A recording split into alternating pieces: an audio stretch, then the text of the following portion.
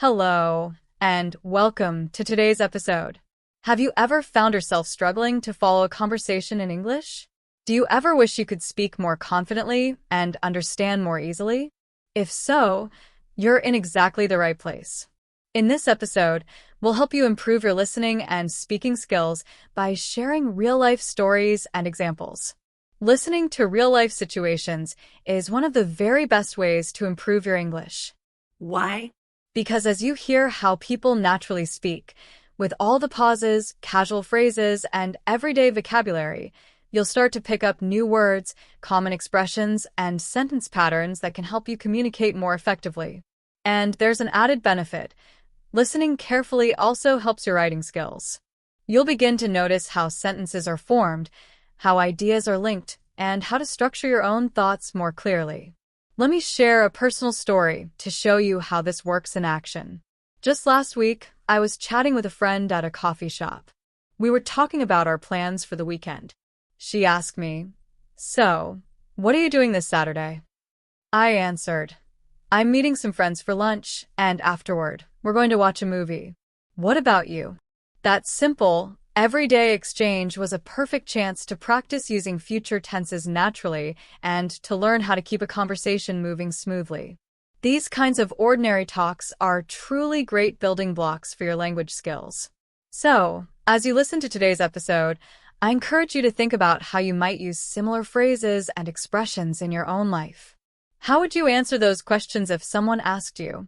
Try to listen closely and pay attention to the little details, the greetings, the follow-up questions, the polite replies. All of this will help you improve your English in real, practical situations. All right, let's get started.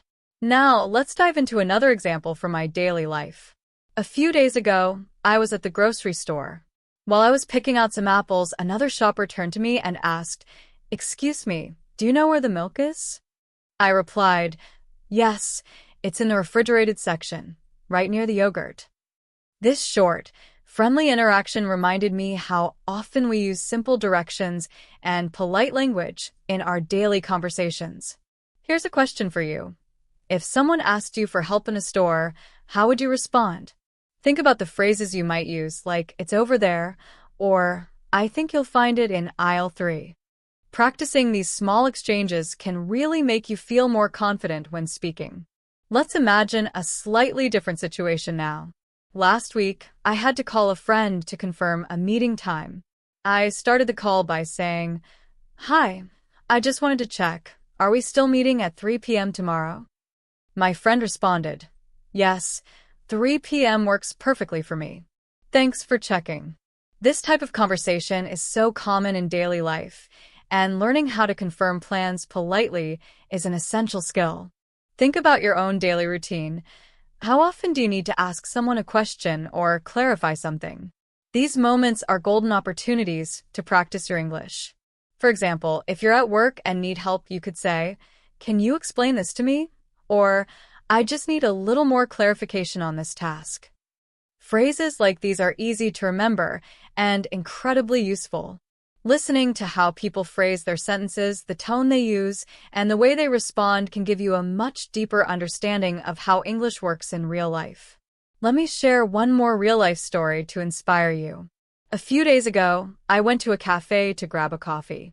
When I reached the counter, the barista greeted me with a smile and asked, "What can I get for you today?"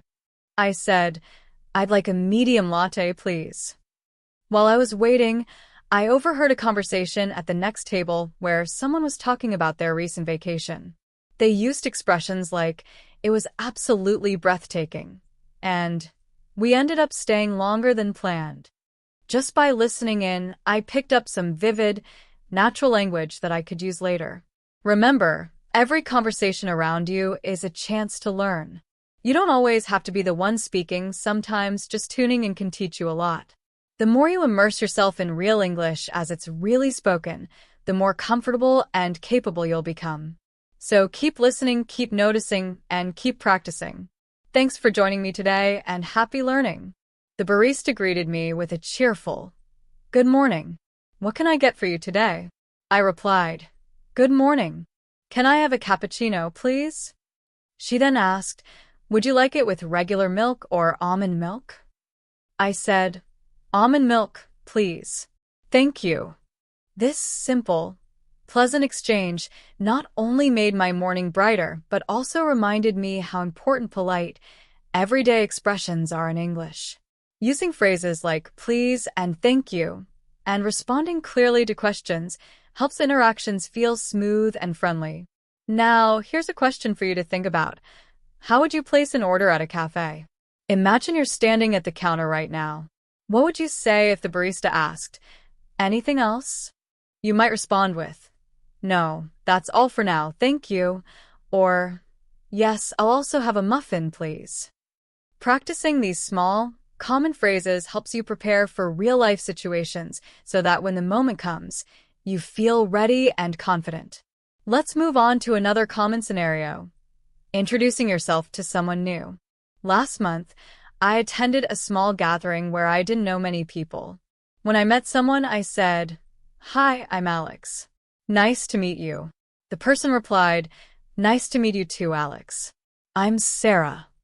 From there, we started talking about where we're from and what we do. Conversations like this are an excellent opportunity to practice asking and answering simple, friendly questions. Think about how you'd introduce yourself. What would you say after, nice to meet you? Perhaps you could share something about your hobbies or your job. For example, I enjoy hiking in my free time, or I work as an IT specialist. What about you? Practicing these responses helps you feel more comfortable and confident the next time you meet someone new. Listening carefully to how people interact in these everyday scenarios will help you pick up natural expressions. Then, using them in your own conversations will make your English sound more fluent and relaxed. Here's another story from my week that you might find relatable. I was at a bus stop waiting for my bus when someone approached me to ask for directions. They said, excuse me, do you know which bus goes to the city center? I thought for a moment and replied, yes, you can take bus number 25. It should arrive in about 5 minutes. They smiled and thanked me, and I said, no problem. Have a good day. Situations like this are common in daily life. If someone asked you for directions, how would you respond? You could say something like, take a left at the next street, or it's about a 10-minute walk from here. Practicing these simple phrases ahead of time will make you feel prepared and helpful in similar conversations. Another useful example comes from a recent phone call I had with the delivery service. I needed to check the status of a package, so I said, hi, I'm calling to check on my order. Can you tell me when it will be delivered? The representative replied, your package is scheduled to arrive tomorrow between 10 a.m. and 12 p.m. I responded, great, thank you for the update. This type of interaction teaches you how to ask clear questions and listen carefully for specific details in the response. Think about how you would handle a call like this. What would you say if the delivery time didn't work for you? Maybe, can I reschedule the delivery for a later time? Or, could you leave the package at my front door if I'm not home? Practicing these scenarios in your mind prepares you for real-life situations and builds your confidence. Finally, let's talk about something even more personal and common, discussing your weekend plans with a friend. Imagine a friend asks, so, do you have anything fun planned for the weekend? You might say, yes, I'm thinking of going for a hike if the weather is nice. Or, not really, I'll probably just relax at home and watch a movie. These casual conversations are perfect for practicing future tenses and sharing a little about your life in a natural way. Remember, the goal isn't to memorize every phrase perfectly, but to get comfortable with the flow of everyday English. The more you imagine yourself in these situations and think about what you would say, the more prepared and confident you'll become.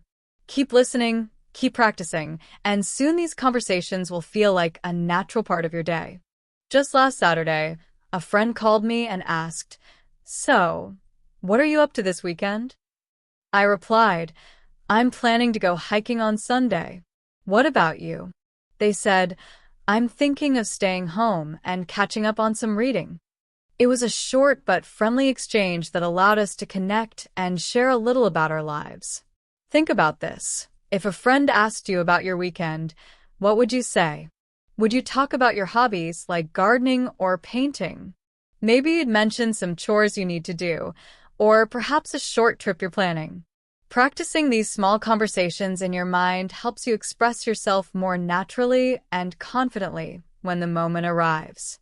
Now, let's dive into another example from my everyday life.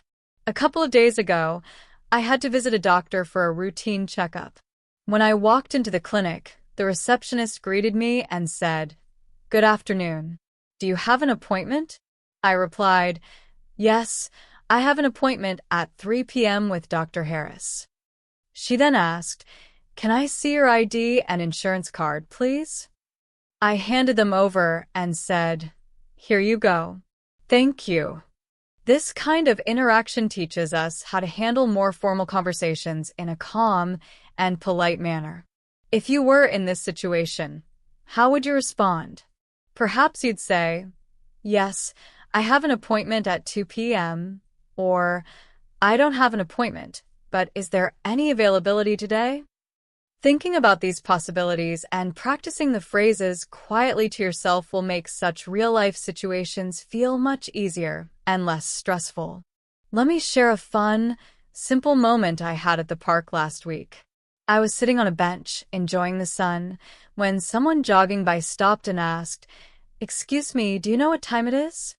I quickly checked my watch and said, "It's 4:30 p.m. The jogger smiled and replied, "Thanks. Have a good day." Such small, everyday exchanges may seem very simple, but they are actually excellent, low-pressure opportunities for practicing your listening and speaking skills. Here's a question for you. What would you say if someone asked you for the time? Would you respond with, "It's 3:15, or "It's 5:30"? These little moments are a great, gentle way to build your confidence in using numbers and time-related expressions without any pressure. Another practical example comes from a dinner I had with some friends recently. While ordering food at the restaurant, the waiter asked me, "Would you like any starters?" I said, "Yes, I'll have the soup of the day, please." After taking my order, the waiter asked, "And for your main course?" I replied, "I'll go with the grilled chicken with vegetables." These kinds of interactions are so common and offer a fantastic opportunity to practice polite phrases and vocabulary for making decisions. If you were in a restaurant, how would you order your meal? Think about useful phrases like, "I'd like the pasta, please," or "Can I have the chicken sandwich?" Practicing how to respond politely and clearly in your mind will prepare you for dining out in English-speaking environments and help you enjoy the experience more. Let's move on to another everyday situation. Last weekend, I went shopping for a new pair of shoes. When I entered the store, a salesperson greeted me and said, "Hello, how can I help you today?" I replied, "Hi, I'm looking for a pair of sneakers for running." The salesperson asked, "What size are you looking for?" I answered, "Size 9, please." They then brought out a couple of options and said, "Would you like to try these on?" I tried them on, found the perfect fit, and said, "These are great. I'll take them." Shopping conversations like this are full of useful, repeatable expressions. If you were in my place, how would you ask for help in a store? You could say, "I'm looking for a warm jacket," or "Can you help me find a gift for a friend?" Practicing these simple dialogues makes real-world shopping a much more comfortable and successful experience. Remember, the English you need for daily life isn't always complex. Often, it's about mastering these small, friendly exchanges. By picturing yourself in these scenarios and thinking about what you would say, you are building a strong, practical foundation for your confidence. Keep listening to the conversations around you, repeat useful phrases quietly to yourself, and step into each day ready to connect, one simple, polite exchange at a time. Looking for a jacket, or "Can you help me find a pair of jeans in my size?" Simple, clear communication is truly the key here. Practicing these short, Friendly exchanges in your mind can make shopping in English feel much easier and less intimidating. Another interesting situation happened while I was using public transport recently. I was on the train when the conductor came by to check tickets. He said, "Tickets, please," and I handed mine over, saying, "Here you go." He scanned it, smiled, and replied, "Thank you." This brief interaction was a perfect example of how polite and functional language is used in public settings. What about you? If you were in a similar situation, how would you respond? Think of simple, useful phrases like, "Here's my ticket," or "I actually need to buy a ticket to Central Station, please." Practicing these scenarios in your head will help you feel much more comfortable and prepared when navigating public transportation in an English-speaking environment. Now, let's talk about a common but very important activity, making plans with friends. Just recently, I texted a friend and said, "Hey, are you free this Friday evening? Let's grab dinner." They replied, "Sure. How about 7 p.m. at our usual place?" I said, "Perfect. See you there." This type of conversation is something we all do regularly, and it's a fantastic, low-pressure way to practice using future tenses and casual expressions for making arrangements. If you were inviting a friend to dinner, how would you do it? You might say something like, "Would you like to meet up this weekend?" Or, "How about lunch tomorrow?" These simple, friendly phrases help you sound natural and confident in your day-to-day conversations. Let's explore another real-life moment from earlier this week. I had to visit a bank to sort out a small issue with my account. When I walked up to the counter, the teller greeted me with, "Good morning. How can I help you today?" I replied, "Good morning. I'd like to check the status of a recent transaction, please." The teller asked for my account details and said, "Let me look into that for you. Could you wait a moment?" I responded, "Of course. Thank you." After a short wait, they provided the information I needed, and I ended the conversation with, "Thanks for your help. Have a great day." This kind of interaction shows how important it is to be both polite and specific in more formal settings. If you were at a bank, how would you explain your situation? You could practice phrases like, "I need to update my contact information," or "I'd like to open a savings account, please." Preparing these sentences in advance can make similar situations feel much smoother when they happen in real life. Now, let's switch to a more casual and lighthearted scenario. Last week, I was at a park with some friends when a stranger approached us and asked, "Excuse me, can you take a photo of us?" I replied, "Of course. Where would you like me to stand?" They directed me, and I took a few pictures for them. Afterward, they said, "Thank you so much," and I responded, "You're welcome. Have a nice day." Simple, kind conversations like this are a wonderful part of everyday life, and knowing how to respond makes these moments feel effortless and pleasant. If someone asked you to take a photo, what would you say?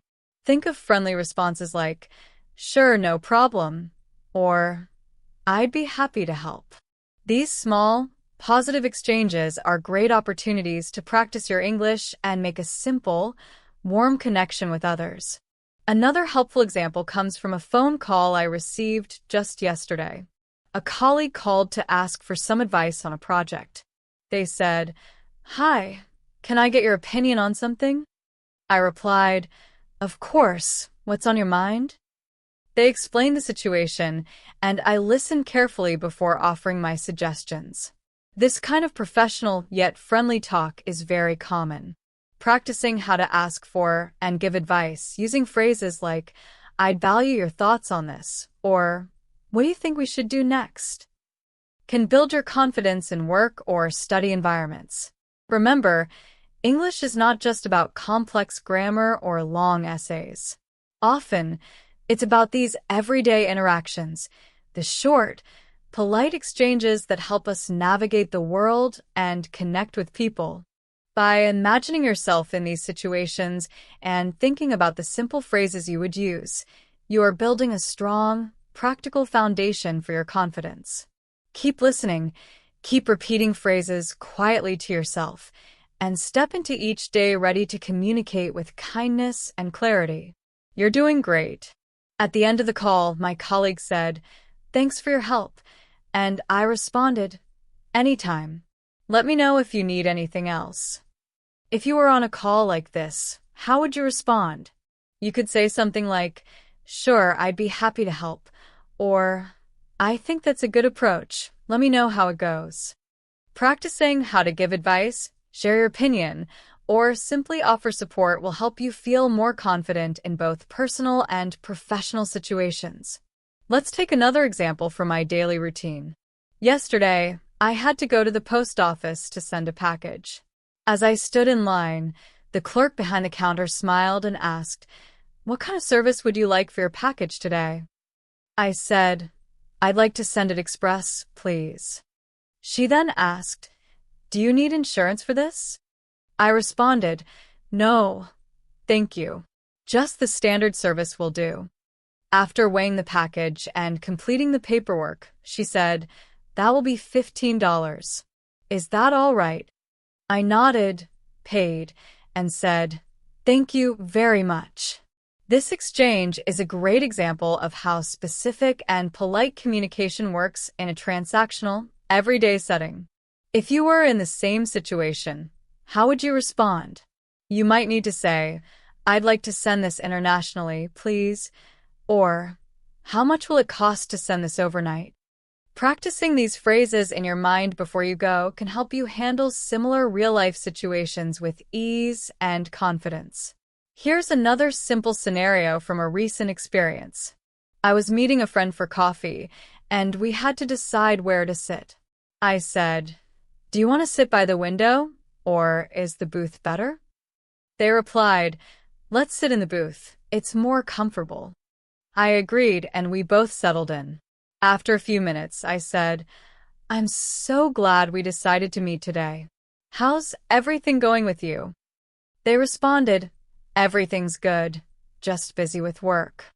Conversations like this are simple but meaningful, and they help maintain connections. If you were deciding where to sit with a friend, what would you say? You could ask, "Do you prefer the front or the back of the cafe?" Or, "Is this table okay? Or should we find another one?" Practicing these small, considered questions helps you sound more natural and engaged in daily conversations. Let me share a quick story from a recent phone call with my family. My mom called to check in, and I answered, "Hey, Mom, how's everything?" She replied, "Good. Just wanted to see how you're doing. Are you busy?" I said, "Not really, just finishing up some work. How about you?" She mentioned some recent family events, and we ended up talking for a while. If you were talking to a family member, what kinds of questions would you ask to keep the conversation flowing? You might say, "How's everyone doing?" Or, "Have you been up to anything exciting lately?" Practicing these types of warm, open questions can make your conversations with family and friends feel more comfortable, natural, and connected. Now, think about a situation where you need to make a small, polite request. Earlier this week, I was at a coffee shop and I asked the barista, "Could you make my coffee with almond milk instead of regular milk, please?" She smiled and said, "Of course. Anything else?" I replied, "No, that's all. Thanks." If you were making a similar request, how would you phrase it? Maybe you'd say, "Could I get my coffee black, please?" Or, "Would it be possible to have my sandwich without cheese?" These small, polite requests are a great, low-pressure way to practice clear and courteous speaking in everyday situations. Let's continue with one more example. A few days ago, I was at a grocery store and the cashier asked, "Do you have a loyalty card with us?" I replied, "Yes, I do. Here it is." She scanned it and said, "Thank you. Your total today is..." These brief, functional exchanges happen all the time. Knowing what to expect and how to respond calmly, whether it's handing over a card, answering a simple question, or saying thank you, turns routine moments into opportunities for practice.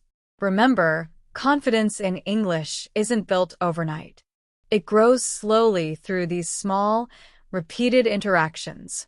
By picturing yourself in these everyday scenes, whether at the post office, on a call, in a cafe, or at the store, and gently rehearsing what you might say, you're preparing yourself to communicate with ease and kindness. Keep listening, keep imagining, and keep speaking. Every small exchange is a step forward on your journey. You're doing wonderfully. $25. I handed over my payment and said, "Can I pay with a card, please?" She nodded, and I completed the transaction. As she handed me the receipt, she said, "Thank you for shopping with us. Have a great day." I smiled and replied, "You too. Thank you." This is a typical, friendly exchange that happens countless times when you're shopping. It shows how a few polite words can make a routine transaction feel pleasant. If you were in the same situation, how would you respond? You might need to ask, "Can I use this coupon?" Or, "Do you accept credit cards?" These small, predictable conversations are essential threads in the fabric of everyday life. Practicing them in your mind, hearing yourself say the phrases, will make you feel more prepared and confident when you're actually at the store. Now, let's talk about another very common task, making appointments. Last week, I had to book a dentist appointment. The receptionist answered the phone and said, "Good morning. How can I help you today?"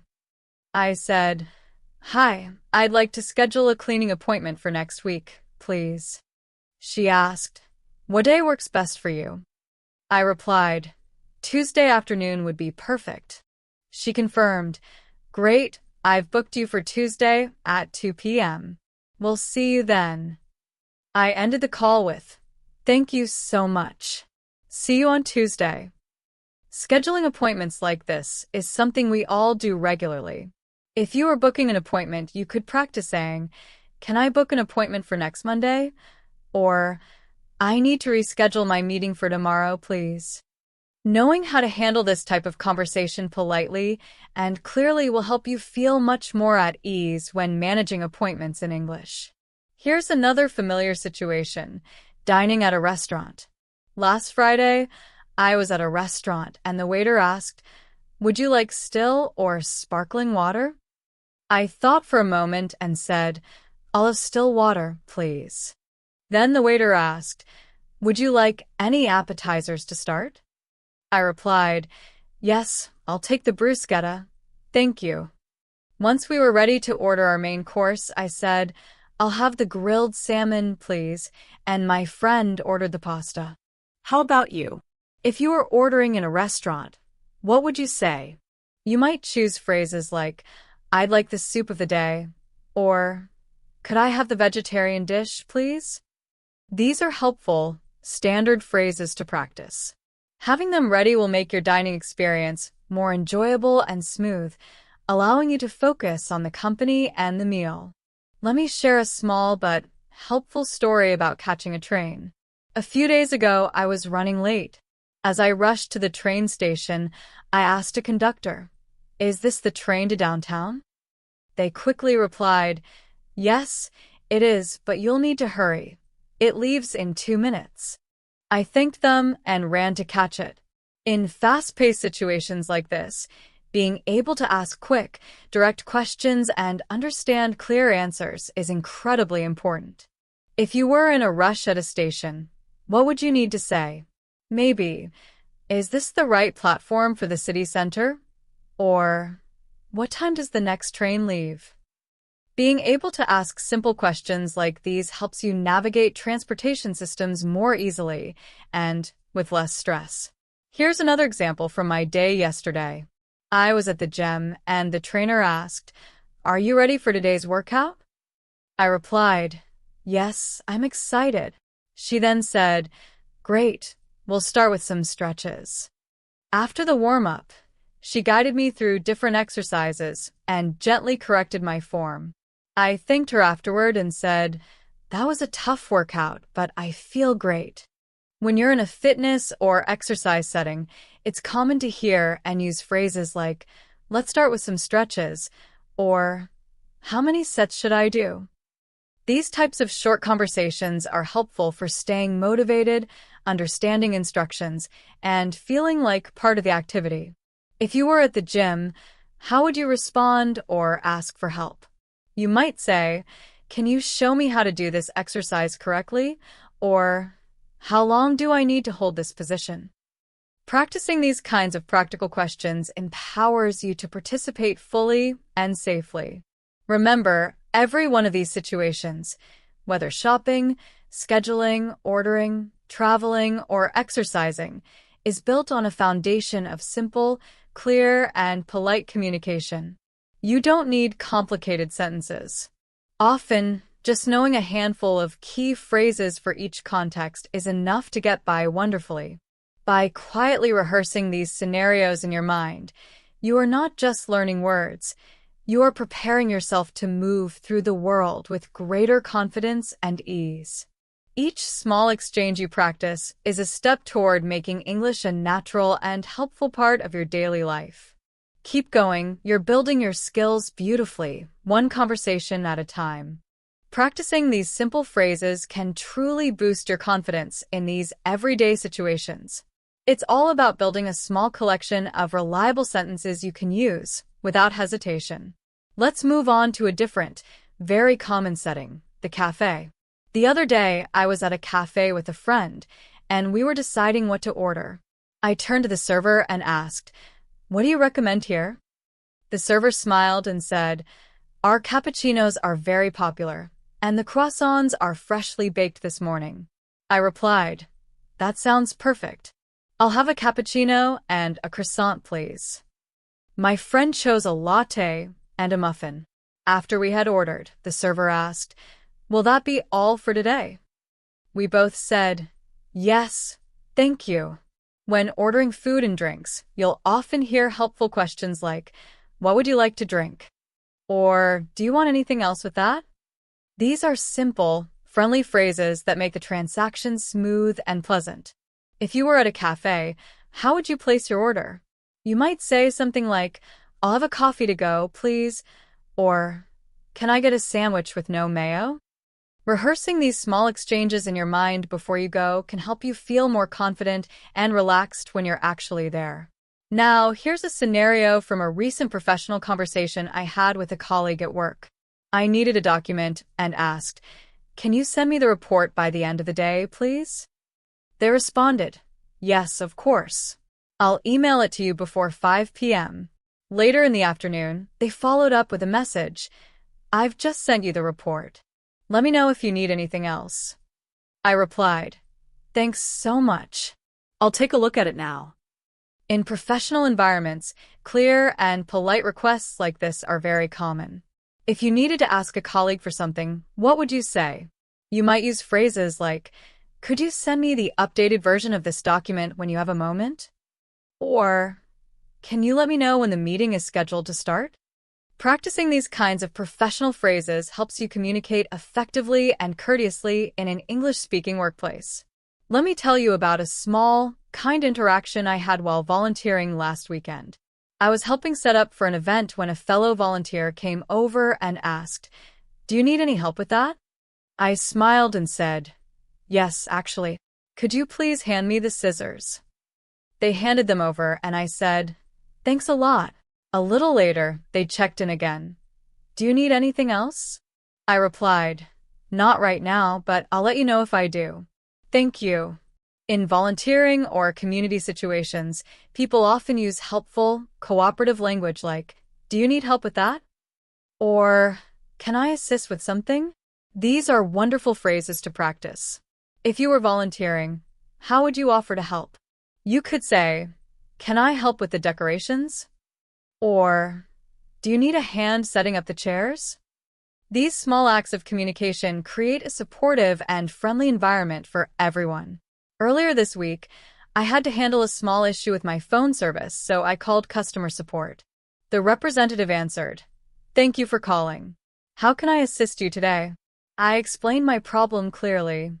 "Hello, I'm having some trouble with my data connection." The agent then asked, "Could you please verify your account number for me?" I provided the information, and after a short wait, they said, "I've fixed the issue for you. Is there anything else I can help with today?" I thanked them and said, "No, that's all. Thanks for your help." When dealing with customer service, it's very helpful to know how to explain your problem clearly and politely. If you are making a similar call, you might say, "I'm having trouble accessing my account," or, "Can you help me with a billing question, please?" Being able to state your needs clearly makes solving the problem much smoother and faster for everyone. Finally, let's talk about one more situation that happened during my recent trip to the grocery store. As I was finishing checking out, the cashier asked, "Would you like to?" Remember, each of these moments, whether you're ordering coffee, collaborating at work, volunteering, or solving a problem over the phone, is built on a foundation of simple, clear, and kind communication. You are not just learning phrases. You are learning how to navigate the world in English with grace and assurance. Keep playing these scenarios in your mind, practice the sentences that feel most useful to you, and step into each day knowing you have the tools to connect. You are doing wonderfully. Donate to charity today? I thought about it for a moment. It was a small amount, and I liked the cause, so I said, "Yes, I'd like to donate $5, please." She replied warmly, "Thank you so much for your generosity." I smiled and said, "You're welcome. It's always nice to help." This type of quick, thoughtful conversation comes up often, whether you're at a store checkout during a fundraising drive or at community events. It's a simple moment of choice. If you were asked to donate, how would you respond? You could politely agree by saying, "Yes, I'd like to contribute a little." Or, if you prefer not to, you might say, "No, thank you. Maybe next time." Practicing these kinds of gentle exchanges helps you participate in everyday activities with ease and kindness without feeling pressured.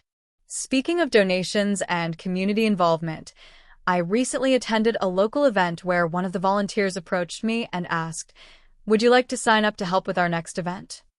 I thought about my schedule and said, "Yes, I'd love to help out next time."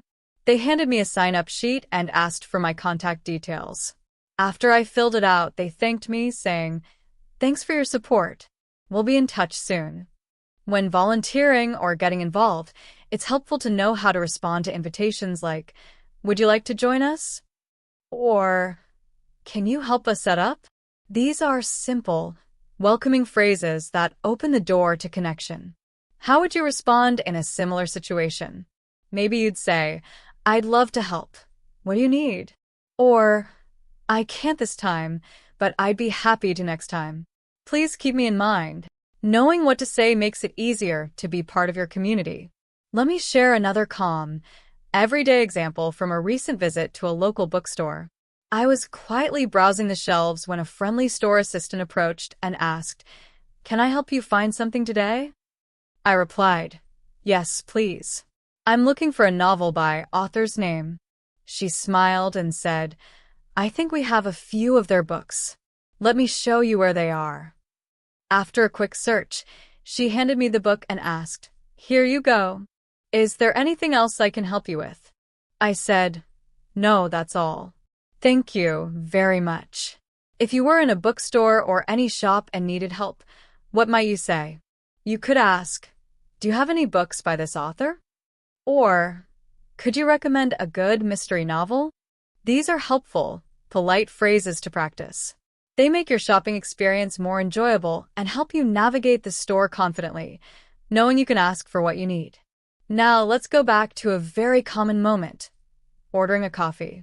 Recently, I visited a local cafe. As I stood at the counter, the barista asked, "Would you like your coffee here or to go?" I said, "I'll take it to go, please." Then she asked, "Do you want any sugar or milk with that?" I replied, "Just a little bit of milk, thanks." After preparing it, she handed me the cup and said, Here you go. Enjoy your coffee. I smiled and replied, thanks, I will. In situations like ordering food or drinks, you'll often hear simple but important questions like, do you want that hot or iced? Or, would you like to add a shot of espresso? Understanding and responding to these little questions makes the process smooth. If you were ordering, how would you say it? Maybe, I'll have a large cappuccino, please. Or, can I get a latte with almond milk to go? Speaking of food, I had a nice, easy conversation with a friend recently about meal planning. She asked, what are you planning to cook this week? I told her, I'm thinking of making pasta and a salad for dinner tonight. She responded, that sounds delicious. I'm planning to try a new recipe this week, too. Later, she even sent me a message saying, the recipe turned out great. I'll share it with you. If you were discussing meals or plans with a friend, what might you say? You could share, I'm making soup for dinner tonight. Or ask, what's for lunch at your place today? Conversations like these are easy, relaxing ways to connect and share simple details of daily life. In all these scenarios, whether donating, volunteering, shopping, ordering, or chatting with a friend, the English you need is often straightforward, polite, and kind. It's less about complex grammar and more about the willingness to connect, one simple phrase at a time.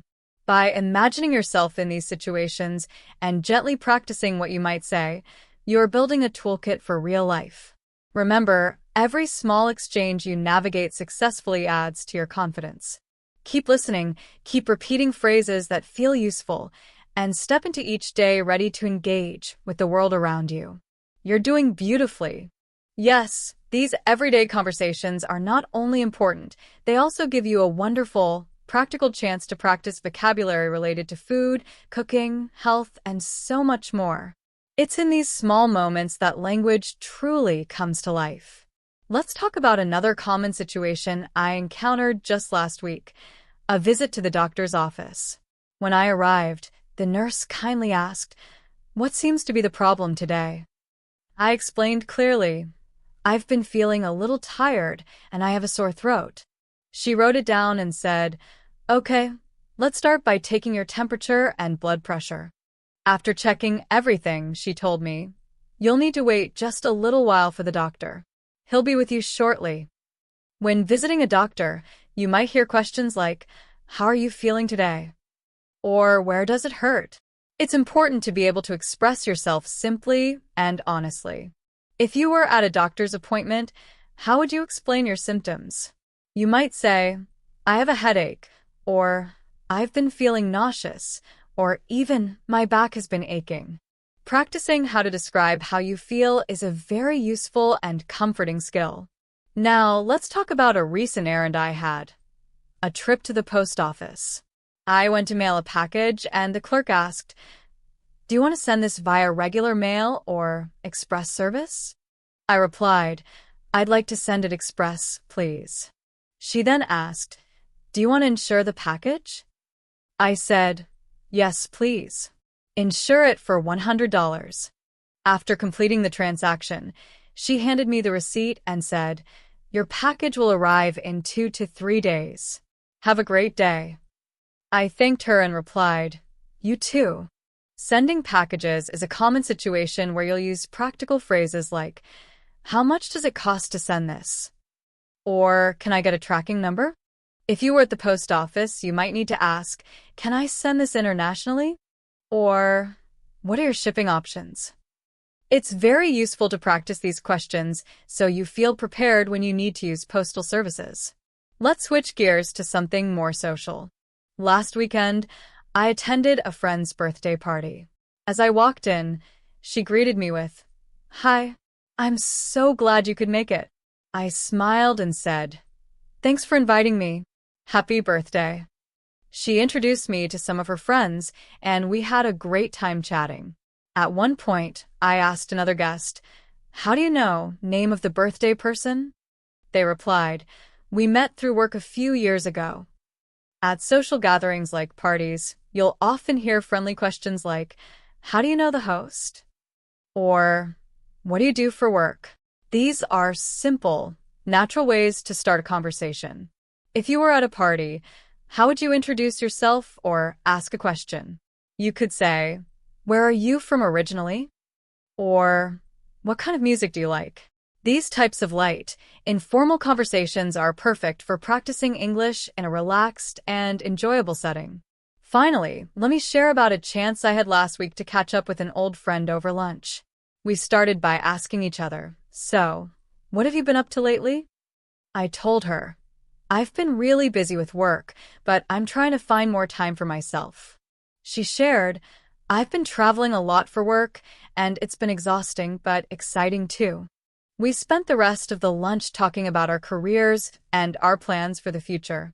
At one point, she asked, "Do you have any new hobbies you've picked up recently?" I replied, "Yes, actually, I've started doing yoga, and I'm really enjoying it." When meeting up with friends, conversations like these are very common. You might ask questions such as, "How have you been?" Or, "What's new in your life?" These questions are great for reconnecting with people and keeping the conversation flowing naturally. If you were catching up with an old friend, how would you start the conversation? Perhaps you'd say, "Have you done anything fun recently?" Or, "How's your family doing?" In all these varied situations, whether at the doctor's, the post office, a party, or a cafe with a friend, the English you need is about clear, kind, and simple communication. Each scenario is an opportunity to practice listening, to learn a new phrase, and to build the confidence that comes from knowing you can handle everyday life in English. Remember, you are not alone in this journey. Every conversation you have, every phrase you practice, is a step forward. Keep observing, keep repeating what feels useful, and trust that with each small exchange, you are becoming more and more at ease. You're doing wonderfully. How's your family? Let me tell you about another situation I experienced recently, this time during a business meeting. I was discussing a new project with a colleague and she asked me, "Can you provide an update on your progress?" I responded clearly, "Yes, I've completed the research phase and I'm now working on the presentation." She replied, "Great. Do you need any help with the presentation?"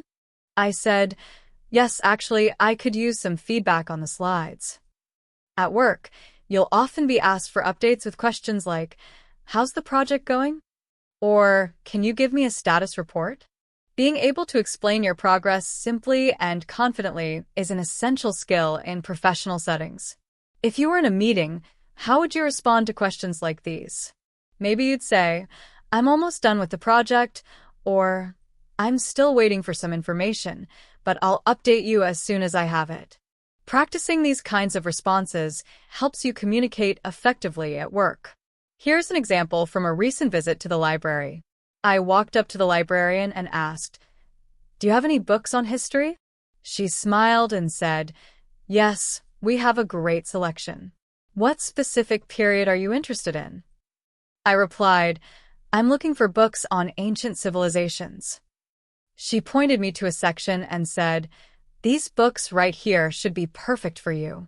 In situations like visiting the library, a bookstore, or even a museum, you might need to ask, "Can you recommend a good book on this topic?" Or, "Do you have any materials about?" These are useful, polite questions to practice for whenever you need help finding information in public places. Knowing how to ask clearly makes the whole experience more enjoyable and productive. Just last night, I was at a friend's housewarming party. Someone I hadn't met before turned to me and asked, "How do you know name of the host?" I replied, "We met through mutual friends a few years ago." They smiled and said, "That's great. I've known name of the host for a long time, too." It was a nice, easy way to start a conversation and get to know someone new. Social events like housewarming parties, dinners, or gatherings often involve simple, friendly questions such as, "How do you know the host?" Or, "What do you do for a living?" These are natural conversation starters that help people connect. If you were at a party, how would you introduce yourself or ask a question? You could say, "Where are you from?" Or, "What brought you to this event?" These little exchanges open the door to friendly, relaxed conversations. Let's talk about another situation I encountered while attending a community meeting last month. The organizer asked the group, "What are your thoughts on the upcoming event?" I shared, "I think it's a great idea, and I'm excited to be part of it." The organizer smiled and said, "Thank you for your input. We'll take that into account as we plan." Later, they asked, "Do you have any suggestions for improvements?" I replied, "Maybe we could consider adding more interactive activities." At community events, workshops, or even team meetings, you'll often hear questions like, "What do you think about this idea?" Or, "Do you have any feedback?" It's important to know how to share your opinion kindly and clearly. If you were in a similar situation, how would you respond? You might say, "I think it's a wonderful initiative," or "I have a few ideas to make it even better." Conversations like these help you engage with others and contribute your thoughts effectively. Finally, a few days ago, I was sitting in a coffee shop and I overheard a conversation between two friends. One of them asked, "How's your new job going?" The other responded, "It's going well, but I've been so busy lately. I'm still adjusting to the new schedule." They continued talking about their job experiences, challenges, and small victories. I thought to myself, this sounds exactly like something I would say to a friend. Overhearing conversations like this can be a wonderful, relaxed way to learn. You pick up natural phrases, common topics, and the rhythm of everyday English. It reminds us that so much of language learning is about listening, repeating, and finding our own voice in familiar situations. In all these examples, whether at work, in a library, at a party, in a meeting, or even listening in at a cafe, the English you need is about being clear, polite, and engaged. You don't need perfect grammar or advanced vocabulary. Often, just a few simple phrases, spoken with kindness and confidence, are enough. So, as you go through your day, imagine yourself in these scenarios. Think about what you might say. Practice a line or two quietly. Every conversation, real or imagined, builds your confidence. You're not just learning words, you're learning how to connect, share, and navigate the world in English. And you're doing it beautifully, one conversation at a time. You're absolutely right. In your own daily life, you might ask a friend questions like, "How's work going for you?" Or, "Have you started any new projects lately?" These types of questions are perfect for friendly, casual small talk. They help you stay connected with friends, family, or colleagues without needing deep or complicated language. If you were catching up with someone, how would you ask about their life? You could use simple, open-ended phrases like, "How's everything going?" or "What have you been working on recently?" These are wonderful ways to show you care and start a comfortable conversation. Let me share a lovely, simple interaction from yesterday. I was having a great conversation with a neighbor while we were both walking our dogs. She asked me, "Do you take your dog on walks often?" I replied, "Yes, I try to take him for a walk every day. He absolutely loves it." She smiled and said, "That's great. My dog loves walks too. We should walk together sometime." I agreed right away and said, "That sounds like a wonderful idea. Let's plan for it soon." Conversations about pets are incredibly common and friendly. You might find yourself asking things like, "What kind of dog do you have?" or "How often do you walk your dog?" These easy questions can help you connect with other pet owners and share fun, heartwarming stories. If you were talking to someone and wanted to bring up the topic of pets, how would you start? Maybe you'd say, "My cat is always so playful in the morning," or "I've been thinking about adopting a dog. Do you have any advice?" A few weeks ago, I went to a friend's wedding. During the reception, I had the chance to speak with new people. One person asked me, "How do you know the bride and groom?" I replied, "I've been friends with the bride for many years." They said, "That's wonderful. How did you meet?" I shared, "We met at university and have stayed in touch ever since." At social gatherings like weddings, people often ask gentle, getting to know you questions such as, "How do you know the couple?" or "Where did you all meet?" These are simple and easy questions to both answer and ask, and they help you learn more about the people around you in a natural way. If you were at a wedding, how would you introduce yourself to someone new? You might say, "Hi, I'm a friend of the bride from college," or "I used to work with the groom." Let's switch to another common topic, movies. Last month, I chatted with a colleague about new films. She asked, "Have you seen any good movies recently?" I said, "Yes, I watched a great thriller last weekend. It was so suspenseful." She responded, "That sounds interesting. What was it about?" I told her it was about a detective solving a mystery.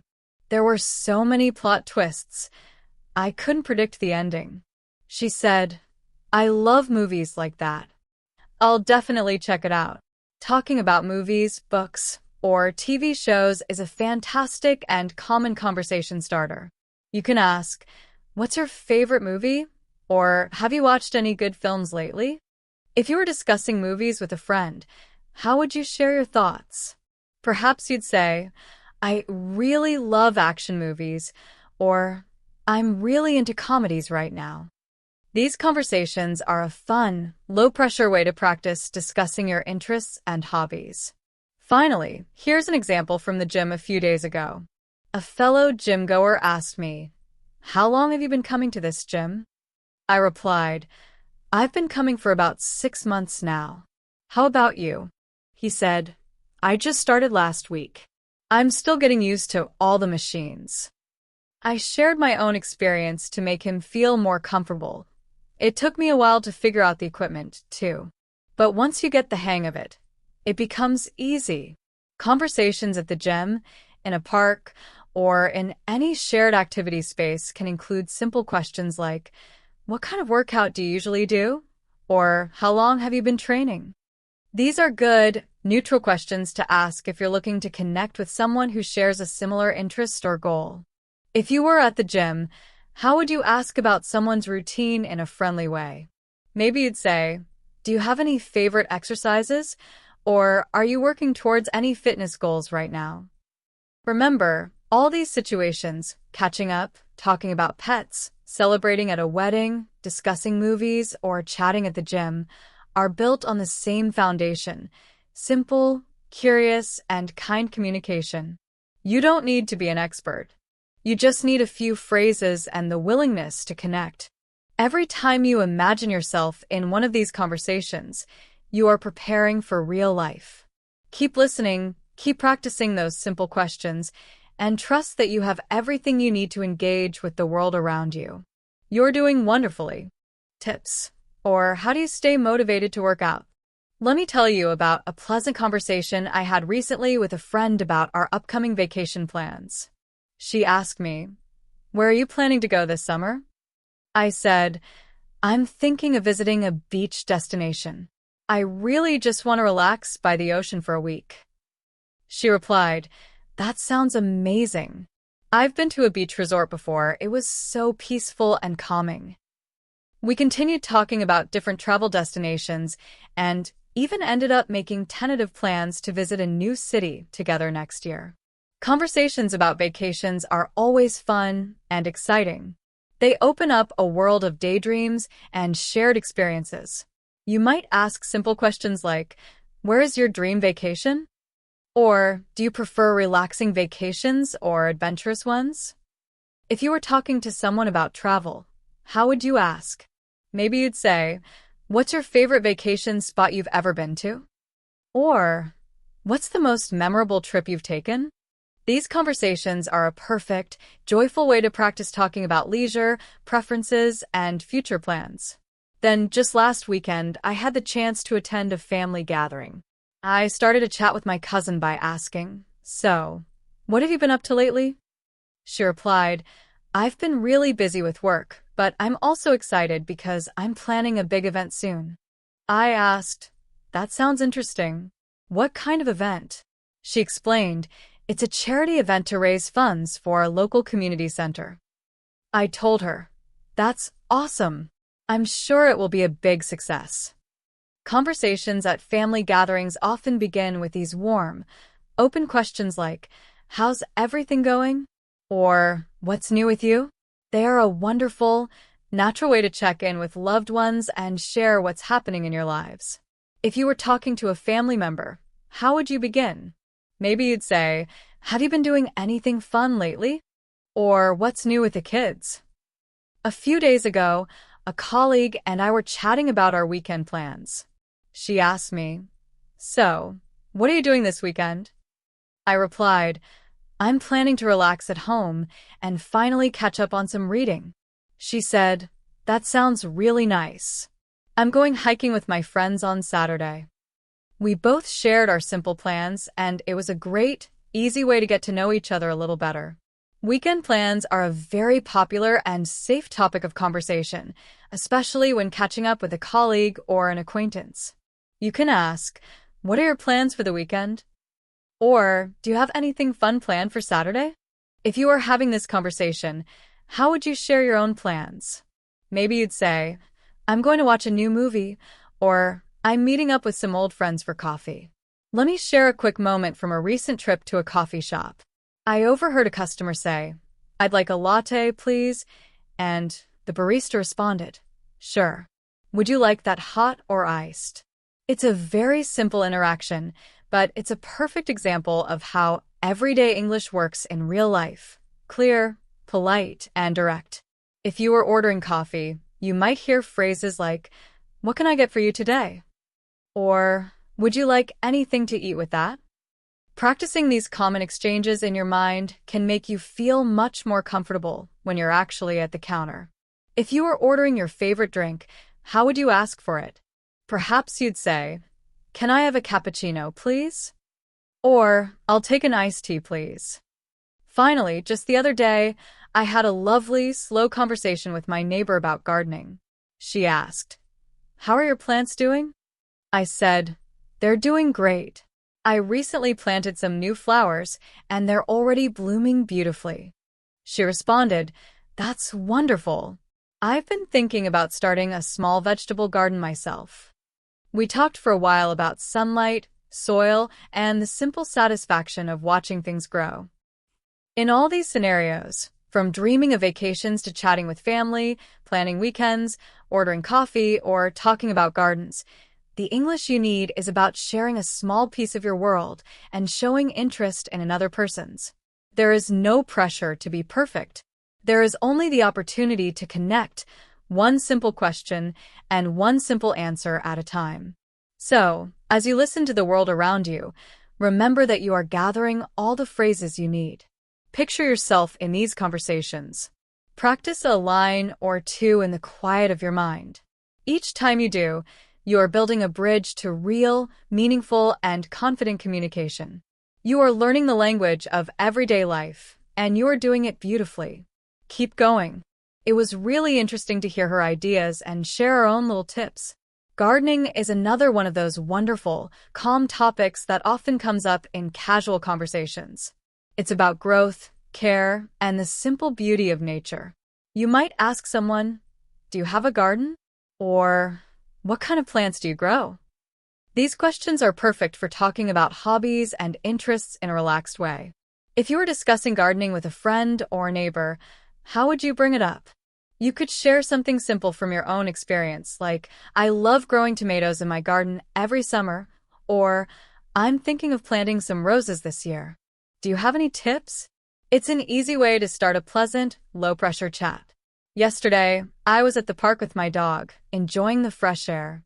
I saw a couple walking by with their beautiful dog, and it felt natural to smile and say, "What kind of dog do you have?"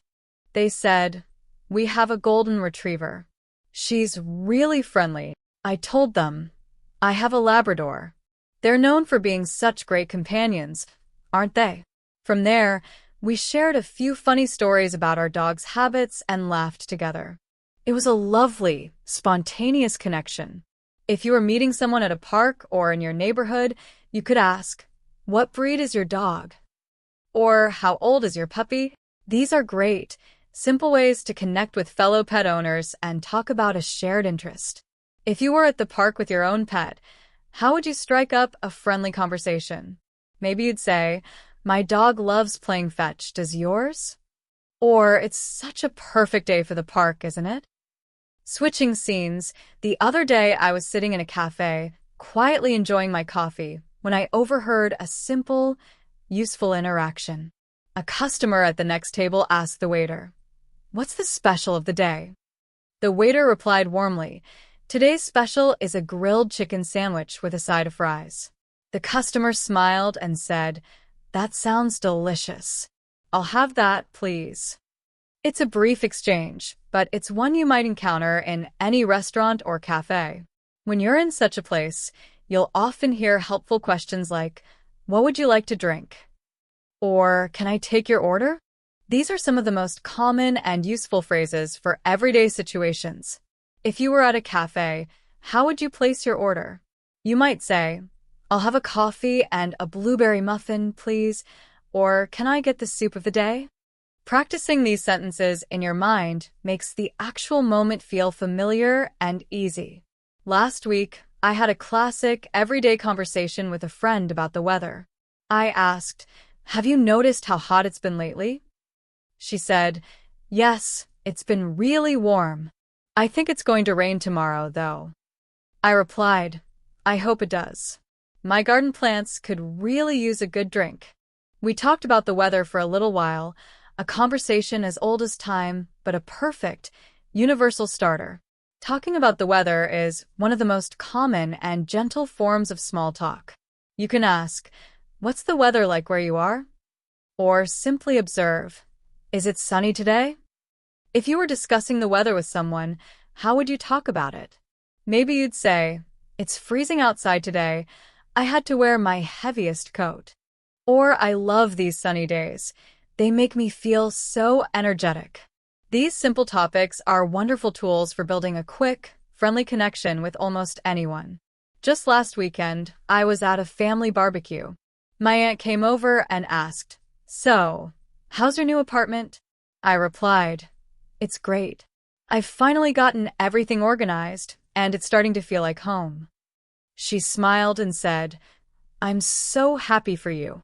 It must be nice to have your own place." We continued to chat about the move, the neighborhood, and the process of settling in.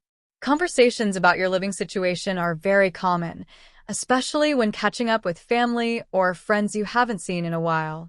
You might be asked, "How's your new place?" Or, "Are you still living in the same area?" If you were talking about your home, how would you describe it? You could say, "I've just moved to a new apartment near the park," or "I love my new neighborhood. It's so quiet and green." Finally, last week I ran into an old friend at the supermarket, a classic place for a chance meeting. We started talking about our shopping habits. She asked, "Do you do your shopping every week?" I replied, "Yes, I like to plan my meals and come once a week. It helps me stay organized." In all of these moments, whether talking about gardens, pets, food, the weather, your home, or your errands, you are using English to share a small part of your life and learn about someone else's. None of it requires complex language. It requires only a willingness to be present, to be curious, and to offer a simple phrase or question. So, as you go about your week, listen for these topics in conversations around you. Imagine yourself in these situations. Think about 1 or 2 sentences you could say. Each time you do, you are building a pathway to confidence. You are learning the gentle art of connection, and you are doing it beautifully, one simple word at a time. Keep going. Meals ahead of time, so I usually shop once a week. She said, "That's smart. I tend to shop more often, but sometimes I end up buying things I don't really need." We laughed and shared a few of our own shopping strategies, like sticking to a list or trying to avoid the snack aisle when we're hungry. Supermarkets and grocery stores are actually wonderful places for easy, natural conversations. You might ask someone, "Where do you usually shop for groceries?" Or, "Do you prefer shopping online or going to the store?" If you were chatting about shopping habits, how would you bring it up? Maybe you'd say, "I love buying fresh produce from the local market," or "I always make a list before I go shopping. Otherwise, I forget everything. These types of simple, relatable conversations are perfect for practicing everyday vocabulary in a very natural way. A couple of days ago, I was catching up with a friend over the phone. She asked me, "Have you been cooking anything interesting lately?" I said, "Actually, I tried making a new recipe last night. It was a vegetable stir-fry with lots of colors." She responded, "That sounds delicious." I love cooking stir-fries too. What vegetables did you use? We spent the next few minutes happily discussing our favorite recipes, sharing little cooking tips, and talking about spices we like. Cooking and food are such common, joyful topics that come up often, especially when talking with friends and family. You might ask, "What's your favorite dish to cook?" Or, "Do you like to cook at home or eat out more?" If you were talking about food, how would you describe your own cooking habits? Perhaps you'd say, "I love baking cookies on weekends," or "I try to prepare healthy meals during the week." These discussions are a fun, comfortable way to practice speaking about your personal interests and daily experiences. A few weeks ago, I was talking to a colleague about fitness. She asked me, "Do you work out regularly?" I said, "Yes, I try to go to the gym about 3 times a week. I like to mix it up with some cardio and a little strength training." She responded, "That's great. I've been meaning to start going to the gym more. Do you have any tips for getting started?" I shared some of my own experiences, like starting slow and finding activities you actually enjoy, and offered a bit of friendly encouragement. Fitness and health-related topics are fantastic for conversation because almost everyone can relate to them in some way. They also help you practice useful, specific vocabulary. You might ask, "What's your workout routine like?" Or, "Do you prefer running outdoors or swimming?" If you were talking about your own fitness journey, how would you express it? Maybe you'd say, "I really enjoy doing yoga in the morning," or "I'm training for a 5K race right now." These kinds of conversations are ideal for practicing language related to a healthy, active lifestyle. Yesterday, I was in a cafe with a friend and she asked me, "What have you been reading lately?" I replied, "I've been reading a mystery novel. It's so full of suspense that I can't put it down." She said, "That sounds intriguing. I love mysteries. Who's the author?" I told her the author's name, and from there, we continued talking about our favorite books, genres, and what we each like to read before bed. Books and reading are topics that can lead to such interesting, thoughtful discussions. You can ask simple questions like, "What kind of books do you enjoy?" Or, "Have you read any good books recently?" If you were talking about your reading habits, how would you describe them? Maybe you'd say, "I love reading historical fiction," or "I'm a big fan of science fiction and fantasy books." These conversations help you practice expressing your personal preferences and interests in a clear, engaging way. Finally, just the other day, I had a pleasant chat with a neighbor about our upcoming plans for the holidays. She asked, "Do you have any travel plans for the holidays?" I said, "I'm planning to visit my family for Christmas. I'm really looking forward to it. Asterisk, asterisk." In all these everyday moments, whether you're talking about shopping, cooking, fitness, books, or future plans, you're doing something beautiful. You are using English to share a piece of your life and to learn about someone else's. None of it requires perfection. It just requires a willingness to connect, one simple sentence at a time. So, as you listen to conversations around you or imagine yourself in these scenarios, remember that you are collecting useful phrases, building confidence, and learning the gentle rhythm of real communication. Each topic you practice, no matter how small, prepares you for real-life interactions. You're not just learning words, you're learning how to reach out, share, and belong in everyday conversations. Keep listening. Keep repeating phrases softly to yourself. Keep smiling at the thought of your next friendly chat. You are progressing wonderfully step by step, word by word. To spending time with them, She replied, "That sounds lovely. I'm staying home this year and having a quiet holiday with my immediate family." We both shared our excitement about the upcoming season, the joy of tradition, the warmth of gatherings, or the peace of a quiet break. Holidays and travel plans are topics that naturally come up during this time of year. They invite sharing and anticipation. You might ask someone, "Where are you going for the holidays?" Or, "Do you have any special traditions you follow?" If you were talking to a friend or colleague about their plans, how would you ask? Maybe you'd say, "Are you traveling this year or staying local?" Or, "What are your plans for New Year's Eve?" These conversations are a wonderful, positive way to practice talking about celebrations, family, and travel. Last weekend, I had a really nice conversation with a friend about our favorite hobbies.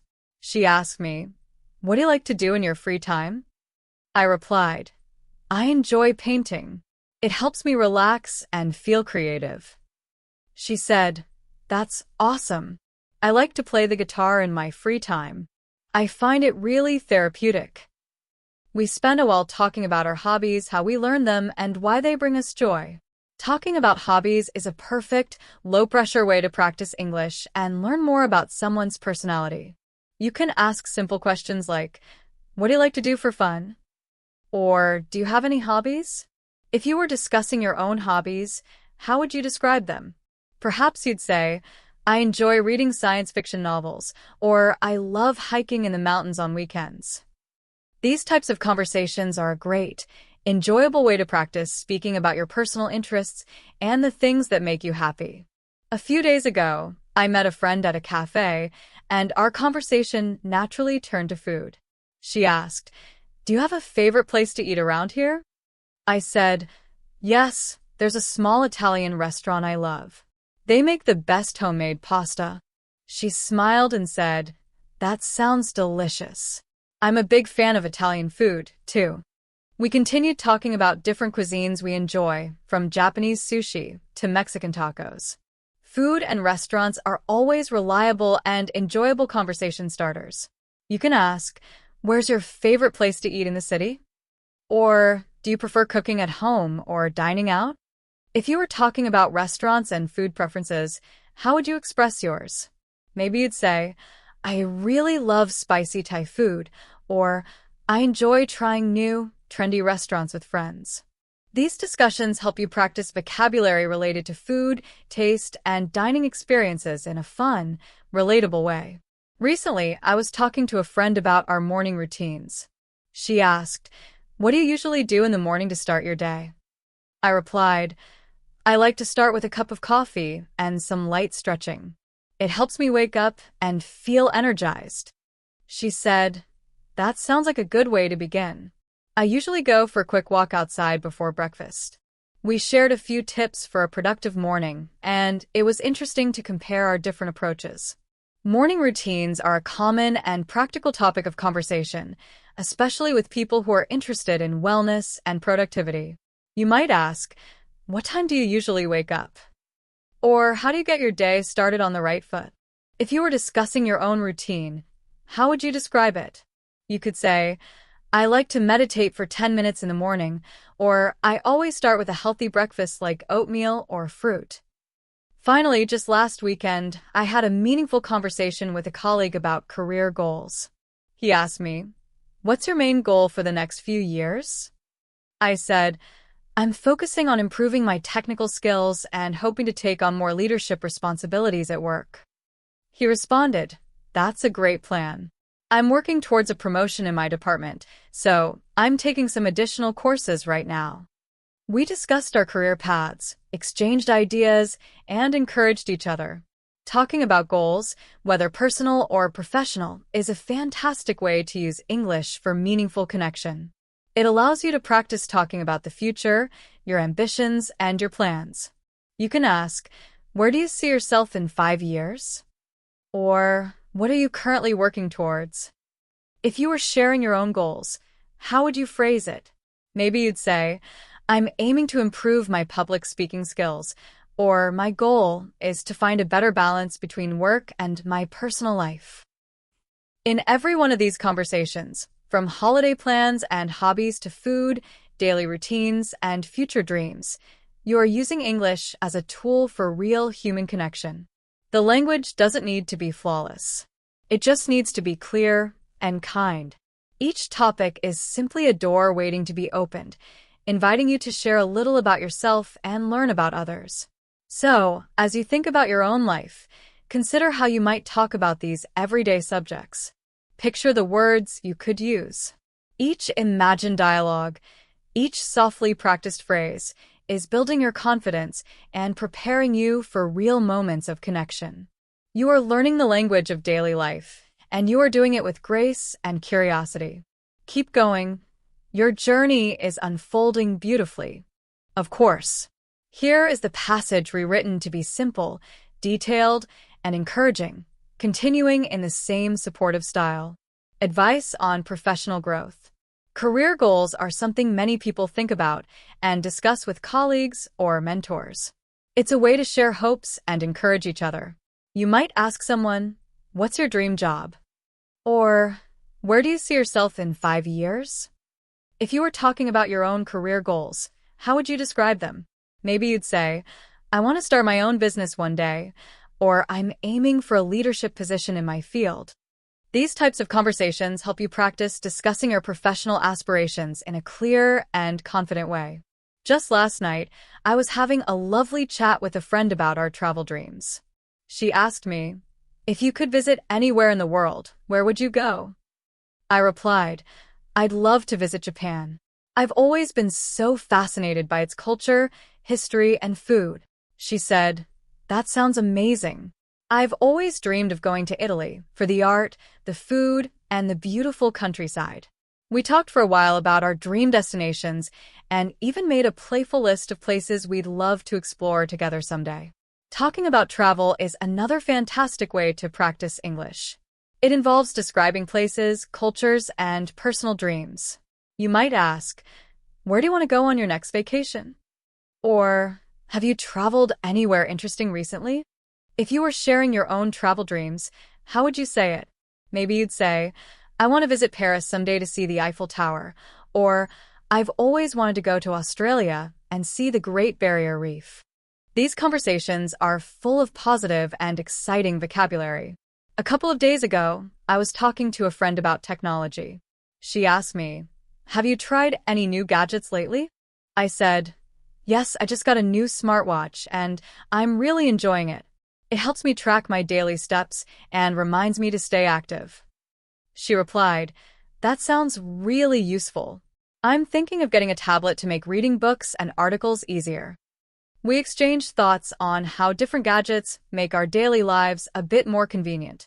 Technology is a topic that comes up often, especially with friends or colleagues who enjoy similar things. You might ask, "What's your favorite app on your phone?" Or, "Do you prefer using a laptop or a tablet for work?" If you were talking about your favorite piece of technology, how would you describe it? Maybe you'd say, "I love my noise-canceling headphones. They help me focus." Or, "I use my phone for almost everything: maps, photos, and keeping in touch with family." Just last week, a friend and I were talking about music. She asked me, "What kind of music do you listen to?" I replied, "I enjoy listening to jazz and classical music when I want to relax. It's so peaceful." She said, "That's nice. I'm more into pop music, and sometimes I listen to electronic beats when I'm exercising." We talked for a while about our favorite artists, concerts we've been to, and concerts we dream of attending one day. Music is an excellent topic for practicing conversational English because it's so personal and universal. You might ask, "What's your favorite genre of music?" Or, "Do you like going to live concerts?" If you were describing your own taste in music, how would you say it? You could say, "I'm really into rock music from the 80s, or "I love discovering new indie bands online." These conversations are a fun and easy way to practice describing your personal preferences. Finally, the other day, I had a conversation with a friend about movies. She asked me, "Have you seen any good movies recently?" I said, "Yes. I watched a really great thriller last weekend. It was so suspenseful. It kept me on the edge of my seat." She replied, "I love thrillers." I'll have to check that one out. What's it called? We spent the next few minutes sharing movie recommendations and talking about what we like. Movies are a fun and popular topic to discuss with almost anyone. You might ask, what's your favorite movie of all time? Or, what kind of movies do you usually enjoy? If you were talking about films, how would you share your thoughts? Maybe you'd say, I'm a huge fan of romantic comedies. They always make me happy. Or, I really enjoy superhero movies because of the exciting action and special effects.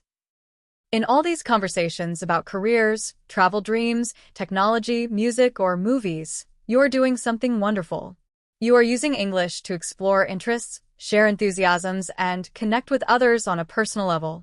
The goal is not to speak perfectly, but to communicate genuinely. Each of these topics is just a doorway into a friendly chat.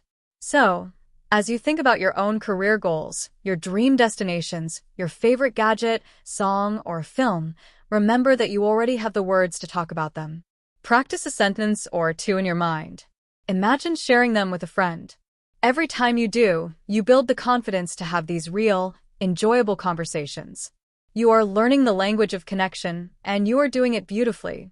Keep going. These types of conversations are truly wonderful. They allow you to practice speaking about entertainment, personal preferences, and the simple, satisfying projects that make up daily life.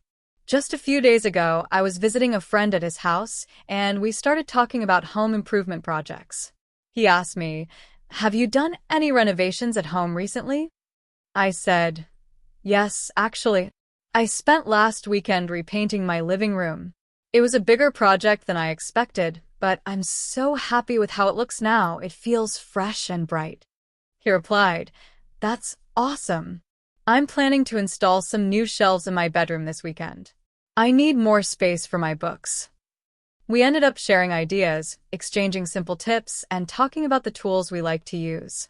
Home improvement is another great, practical topic for conversation, especially with friends or family who enjoy do-it-yourself projects or decorating. You might ask someone, have you redecorated any part of your home lately? Or are you planning any small home renovations? If you were talking about your own space, how would you describe your projects? Maybe you'd say, I'm planning to repaint my kitchen a lighter color, or I'm building a simple bookshelf from a kit I bought. These conversations help you practice vocabulary related to home, design, and lifestyle in a very natural way. Recently, I had a light, pleasant chat with a colleague about our weekend plans. She asked me, so, what are you doing this weekend? I said, I'm planning to go hiking with some friends on Saturday. The weather forecast is perfect, sunny, but not too hot. She smiled and said, that sounds like a lot of fun. I'm going to visit my family in the next town over. I haven't seen them in a few weeks, so I'm really looking forward to it. We both shared our excitement for the coming days and talked a little about the things we love to do during our free time. Weekend plans are something that comes up often in casual, friendly conversations. It's a safe and positive topic. You might ask, do you have any fun plans for the weekend? Or, what do you usually like to do on Saturdays? If you were discussing your own plans, how would you describe them? Perhaps you'd say, I'm going to a concert in the park, or I like to keep my weekends relaxed, maybe watch a movie at home and cook a nice meal. These types of simple exchanges help you practice talking about personal activities, leisure time, and how you manage your days off. The other day, I was talking with a friend about our fitness goals. She asked me, how do you stay motivated to work out regularly? I replied, I try to set small, achievable goals for myself. For example, my goal is just to be active for at least 30 minutes every day. Sometimes that's a walk, sometimes it's a workout video at home. Checking it off my list helps me stay on track.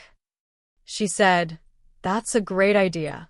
I like to track my progress in an app so I can actually see the improvements over time, even if they're small. We ended up exchanging tips on staying motivated and sharing a bit about our current fitness routines. Fitness is a topic that comes up often, especially when people are discussing their health and wellness goals. You might ask, what's your fitness routine like these days? Or how do you like to stay active? If you were talking about your own exercise habits, how would you describe them? Maybe you'd say, I prefer going for a run in the mornings. It clears my head for the day. Or I do a yoga class every week. It helps with both flexibility and stress. These conversations are a fantastic, relatable way to practice using health and wellness vocabulary. Just the other day, I had a wonderful conversation with a family member about our travel experiences. They asked me, "What's the best place you've ever visited?" I replied without hesitation, "I absolutely loved my trip to Iceland. The landscapes were breathtaking, like another planet, and the people were incredibly kind and welcoming." They said, "That sounds incredible. I've always wanted to visit Iceland. Tell me more." We spent the next while sharing our favorite travel memories, the foods we tried, and the little moments that made each trip special. We even started a playful list of destinations we want to visit next. Travel is a topic that can lead to the most engaging, inspiring, and informative conversations. It allows you to share stories and dreams. You might ask someone, "Have you traveled anywhere interesting recently?" Or, "What's your favorite destination you've ever been to?" If you were sharing your own travel experiences, how would you begin? Perhaps you'd say, "The best trip I ever took was to Japan. The mix of tradition and modernity was fascinating." Or, "I have a dream to visit Greece and see all the historical sites and islands." In every one of these chats, about home projects, weekend plans, fitness, or travel, you're practicing more than just English. You are practicing the art of sharing your world and taking an interest in someone else's.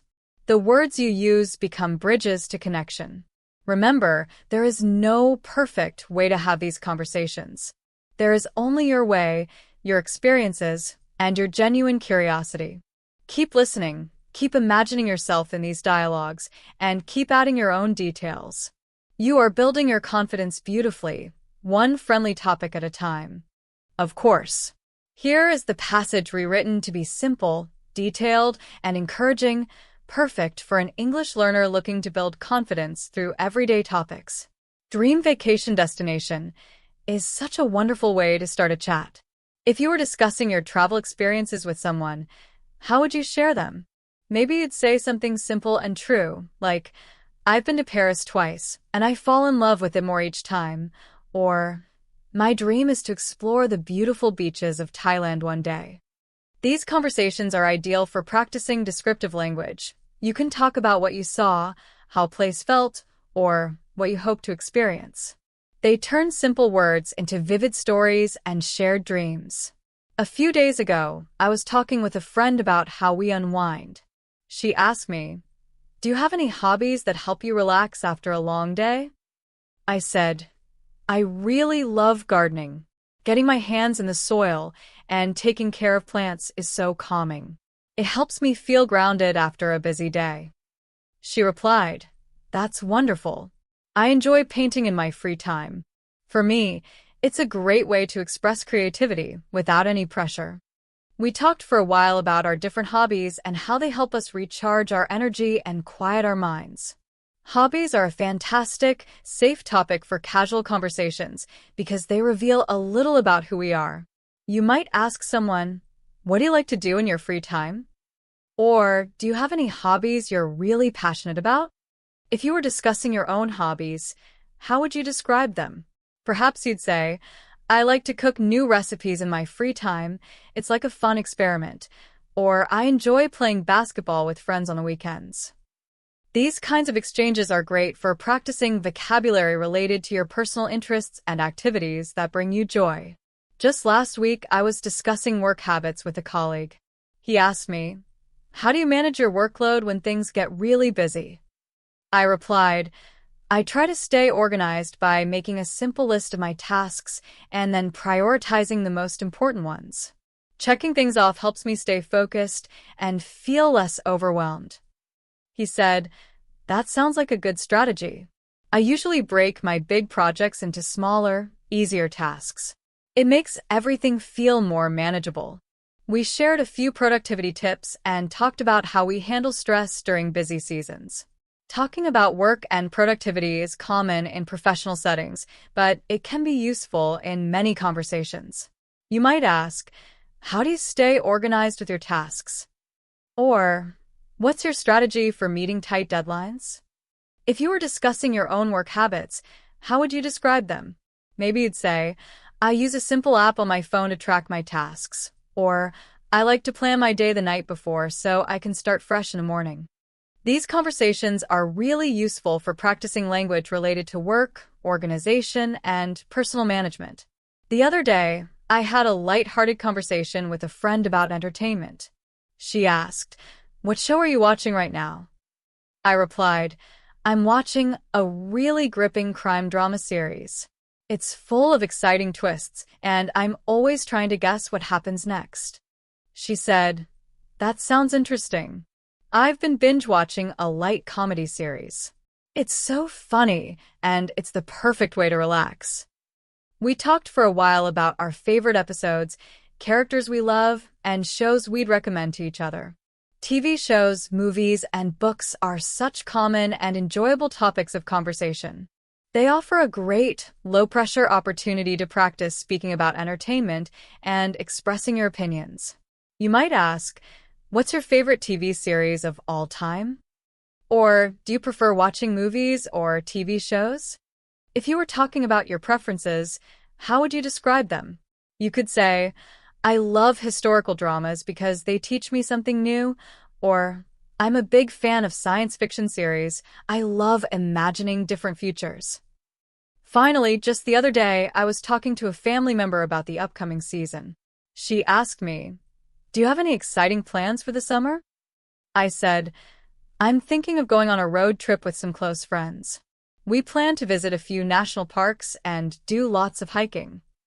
She replied, that sounds amazing. My plan is to relax at home and spend lots of quiet time in my garden. I'm looking forward to the slow pace. We exchanged ideas for summer activities and shared our excitement for the warmer days ahead. Talking about future plans is a great, natural way to practice using future tenses and talking about your hopes and goals. You might ask someone, what are you looking forward to this season? Or, do you have any big plans coming up? In all of these conversations, whether you're dreaming of travel, sharing a hobby, discussing work tips, recommending a show, or planning your summer, you're doing something powerful. You are using English to connect your inner world to the people around you. You are practicing how to share, ask, describe, and listen. Remember, fluency isn't about perfect grammar. It's about the flow of understanding and the courage to share a piece of your story. So, think about your own answers to these questions. Practice them gently in your mind. You already have everything you need to begin. Each conversation is a new opportunity, and you are more than ready to embrace them all. Keep going, you're doing beautifully. Planning to do next summer? Or, do you have any exciting vacations coming up? If you were discussing your upcoming plans with a friend, how would you express them in a simple, clear way? Perhaps you'd say something like, Asterisk, I'm planning a little weekend getaway to the mountains. Asterisk, I want to finally take that cooking class I've been thinking about. Asterisk, my main goal is to just relax at home and read all the books piling up on my shelf. These kinds of conversations are more than just small talk. They are wonderful opportunities for you to practice discussing your future intentions, hopes, and aspirations. You get to use future tenses naturally, share your excitement, and ask others about their dreams. Every time you do this, you're building the skill of talking about what's next in your life. I truly hope that all the little stories and examples we've shared have given you some useful, practical insights into how real-life English conversations flow.